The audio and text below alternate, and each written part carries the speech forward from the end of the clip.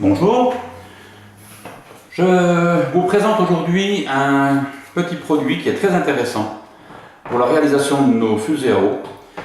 C'est en fait un emballage de déodorant à billes.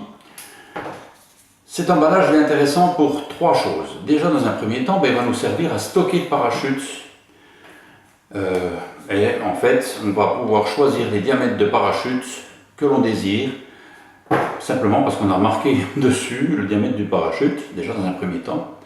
Ensuite, à l'intérieur de ce déodorant, on va pouvoir récupérer la bille qui est contenue à l'intérieur et qui va nous servir à réaliser les ogives de nos fusées à eau.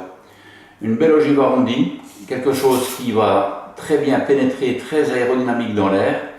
Nul besoin d'avoir quelque chose de très pointu, on ne va pas dépasser les vitesses subsoniques avec nos fusées à eau. Donc ça convient très bien. Donc rien que pour ça déjà c'est intéressant. Ensuite, dans cet emballage de déodorant, on va avoir une autre pièce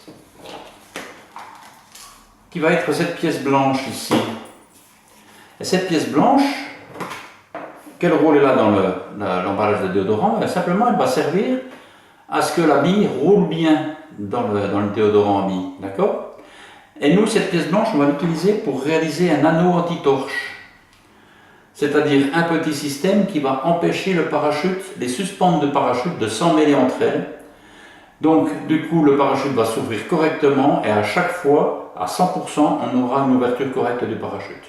Aucun emmêlage possible. D'accord?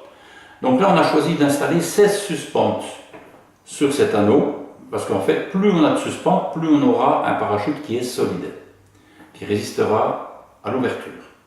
Ensuite, au centre de cette pièce, on a un petit emplacement où on peut percer un petit trou, très pratique, et là on peut y accrocher un petit fil élastique qui va servir d'amortisseur quand le parachute va s'ouvrir.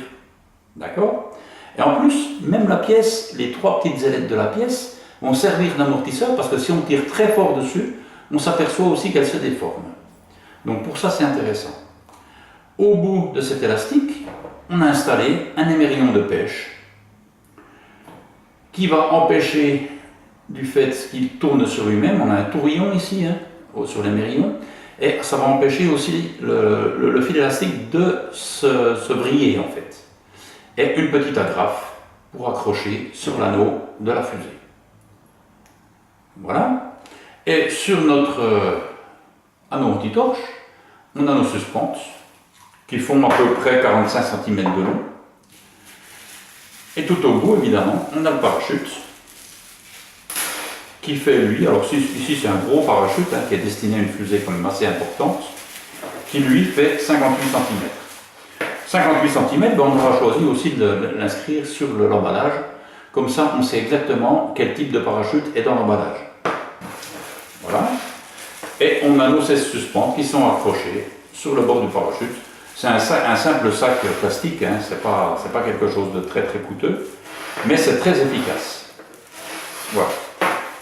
Et quand on a terminé d'utiliser le parachute, on le replie.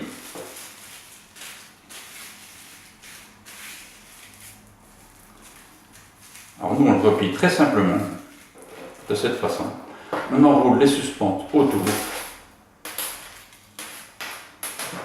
Et on replace le tout, je me suis trompé, dans l'emballage. Ici. Hop. Et de cette façon, on est prêt à réutiliser le système. Voilà, merci.